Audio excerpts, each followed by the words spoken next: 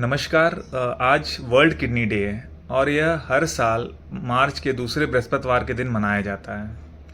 यह दिन हम इसलिए मनाते हैं ताकि हम लोगों को जागरूक कर सकें किडनी की बीमारियों के बारे में, ताकि बढ़ते हुए किडनी मरीजों की संख्या कम हो सके।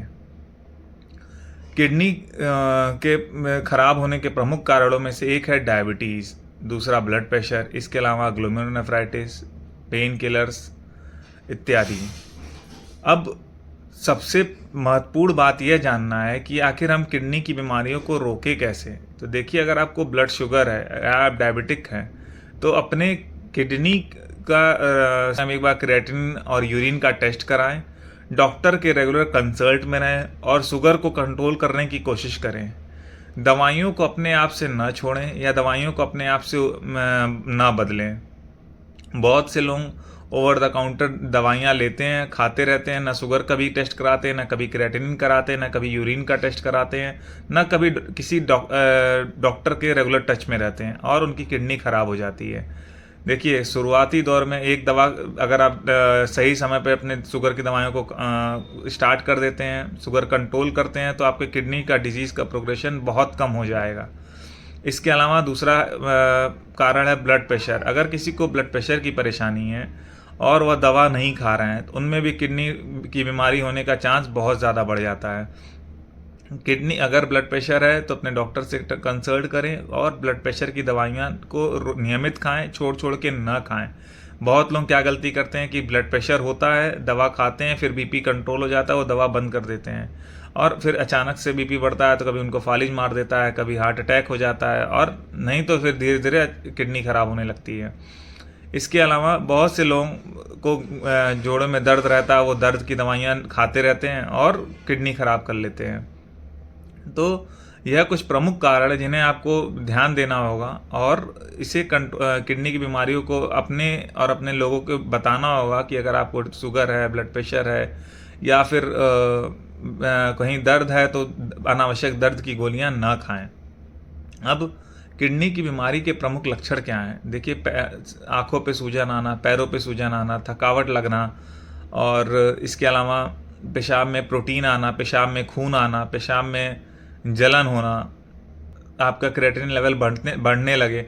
यह सारे लक्षण होते हैं जो आपको दर्शाता है कि किडनी की परेशानी शुरू हो चुकी है और आपको तुरंत अपने डॉक्टर से कंसल्ट करना है। अब बात करते हैं कि इन बीमारियों से बचा कैसे जाए। तो इन बीमारियों को बचने का उपाय यही है कि आप अपने आप को रेगुलर अच्छे से हाइड्रेट करें। अगर आपको कोई पेशाब सूजन वूजन नहीं है शरीर में तो कम से कम 1.5 से 2 लीटर पानी पिएं अपने डॉक्टर के अनुसार। दूसरा, अपने शुगर को कंट्रोल करने की कोशिश करें, ब्लड प्रेशर को कंट्रोल करें। टारगेट हमारा 130/80 होता है। इस टारगेट को अचीव करने के लिए अपने डॉक्टर से रेगुलर परामर्श लें, ब्लड प्रेशर को कंट्रोल करें।